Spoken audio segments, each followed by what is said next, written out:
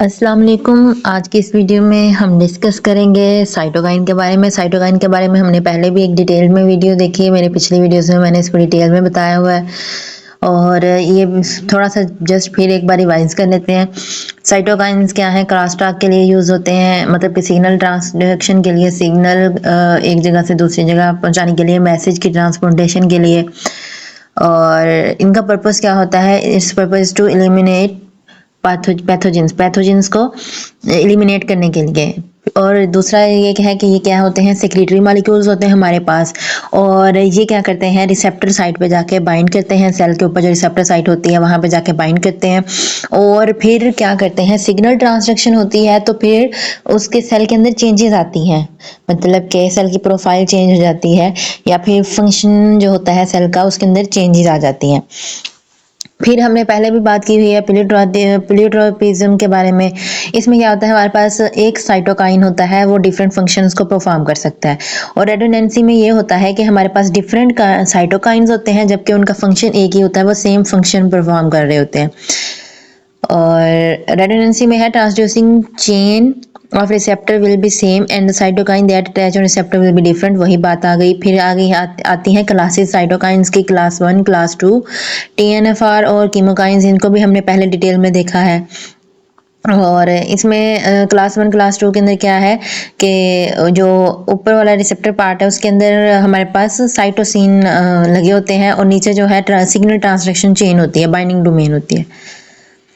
That chain that have signal transduction are long. नीचे जो chain है ये सिग्नल ट्रांसडक्शन करती है और जो चेन सिग्नल ट्रांसडक्शन कर रही होती हैं वो लॉन्ग होती हैं, और जो चेन जो शॉर्ट होंगी वो सिग्नल को ट्रांसडक्शन नहीं कर पाएंगी। तो फिर उस सिचुएशन में होता है कि उनके साथ एक और अलग से मतलब के चेन लगती है। इसको भी हम देखेंगे। फिर बात आती है फास्फोराइलेशन की। फास्फोराइलेशन क्या है? पोस्ट ट्रांसक्रिप्शन मॉडिफिकेशन होती है।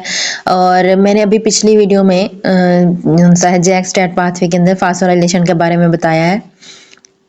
फास्फोराइलेशन काइनेज के जरिए होती है और ये देखना है आपने क्वेश्चन के ये कहाँ पे होती है। और हमने अभी कहा कि काइनेज के जरिए होती है, लेकिन किस जगह पे हो रही होती है? तो ये सिग्नल ट्रांसडक्शन जो चेन है, सिग्नल ट्रांसड्यूसिंग चेन है रिसेप्टर की, वहाँ पे ये हो रही होती है। अब यहाँ पे ये रिसेप्टर दिखाया गया है। उसके बाद साथ क्या है? एडजेसेंट मोटिफ है। एडजेसेंट मोटिव्स हैं और ये वो पॉइंट हैं जहाँ पे फास्फोराइलेशन होती है। ठीक है।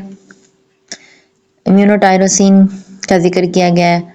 और फास्फोराइलेशन होती किसके जरिए है? जैक के जरिए। हमने कहा कि जब रिसेप्टर, हमने पीछे वीडियो में देखा कि जब रिसेप्टर आके अटैच, मतलब रिसेप्टर के साथ साइटोकाइन आके अटैच होता है तो नीचे चेन के ऊपर सिग्नल अपेयर होता है और उस सिग्नल के ऊपर जैक मॉलिक्यूल आकर अटैच होते हैं और जैक जो उनसे है फास्फोराइलेशन करते हैं। अब जैक के जब फास्फोराइलेशन करते हैं तो ये डॉकिंग साइट बना देते हैं। डॉकिंग साइट हमने देखा था क्या थी कि डॉकिंग साइट वो साइट होती है जो पहले वहां पे मौजूद नहीं होती। मतलब कि चेन के ऊपर अगर डॉकिंग साइट बन गई है तो वहां पे फिर न्यू मॉलिक्यूल्स आके अटैच हो सकते हैं। वो मॉलिक्यूल जो पहले अटैच नहीं हो सकते थे, अब डॉकिंग साइट बनने की वजह से वो मॉलिक्यूल्स भी अटैच हो सकते हैं।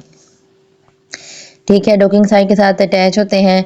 और जैक जो है इनएक्टिव होता है, एक्टिव हो जाता है। जैक पहले इनएक्टिव होता है। एक्टिव कब होता है? जब सिग्नल मिलता है। जब मैंने भी कहा कि जिस तरह साइटोकाइन रिसेप्टर के साथ आगे अटैच होते हैं तो सिग्नल अपेयर होता है, सिग्नल मिलता है जैक को, जैक एक्टिव हो जाता है और आके अटैच होकर फास्फोराइलेशन कर देता है। अब फास्फोराइलेशन जब हो जाती है तो फिर क्या है? STAT molecules get attached at the docking site and get phosphorylated by JAK. अब स्टैट मॉलिक्यूल डॉकिंग साइट बन गई। डॉकिंग साइट के ऊपर क्या है? स्टैट प्रोटीन मॉलिक्यूल आके अटैच होंगे और ये स्टैट मॉलिक्यूल भी जैक जो सा है उनको फास्फोराइलेट कर देगा। फिर क्या है कि phosphorylated stats will bind with each other और डाइमराइजेशन कर देंगे। ये पिछले ही वीडियो में मैंने बताया है कि किस तरह वो एक दूसरे के साथ अटैच होकर डाइमर बना देते हैं। और ये डाइमर जो सा है वो हेटेरोडाइमर भी हो सकता है, होमोडाइमर भी हो सकता है। This dimer will incorporate into nucleus. Then this get attached to the DNA और receptor element. ये डाइमर जो सा है न्यूक्लियस के अंदर डीएनए के साथ जाके अटैच हो जाता है और डीएनए के जिस पार्ट पे अटैच होता है हम उसको रिसेप्टर एलिमेंट बोलते हैं या फिर साइटोकाइन रिसेप्टर एलिमेंट्स बोलते हैं उनको। और वहाँ पे जाके ये अटैच हो जाता है और ये रेगुलेशन करता है, मतलब कि अब डीएनए में क्या होता है, ट्रांसक्रिप्शन ट्रांसलेशन हो रही होती है, तो ट्रांसक्रिप्शन के प्रोसेस के अंदर ये जाके मतलब एज अ फैक्टर, मतलब कि कंट्रोलिंग फैक्टर के तौर पे काम करता है, ट्रांसक्रिप्शन फैक्टर के तौर पे काम करता है ये। This will cause the on of a downstream region gene cause transcriptional burst. ठीक है, stat will only get attached to the DNA through its domain. अब डीएनए में कैसे अटैच होगा, अपने डीएनए डोमेन के थ्रू ये जाके डीएनए के साथ अटैच हो जाएगा। और अगर इस डोमेन के अंदर क्या हो कि if this domain get damaged then the STAT will not get attach to the DNA, no change और response will produced against that cytokine, no molecular profile change will occur. Simple सी बात है कि मतलब अब स्टैट मॉलिक्यूल है, STAT molecule के अंदर डीएनए बाइंडिंग डोमेन होती है जहाँ पे वो जाके रिसेप्टर के साथ अटैच होते हैं, जो डीएनए के ऊपर रिसेप्टर एलिमेंट होते हैं वहाँ पे ये अटैच हो जाते हैं। अगर अब इस डोमेन के अंदर कोई प्रॉब्लम आ जाए या डोमेन डैमेज हो जाए तो फिर क्या होगा कि वहाँ पे बाइंडिंग नहीं होगी, और अगर बाइंडिंग नहीं होगी तो ऑब्वियसली सिग्नल कोई भी जनरेट नहीं होगा, कोई भी रेगुलेशन नहीं होगी, ट्रांसक्रिप्शन के अंदर कोई भी मॉलिक्यूलर चेंज, मतलब कि मॉलिक्यूलर प्रोफाइल के अंदर कोई चेंज नहीं आएगा।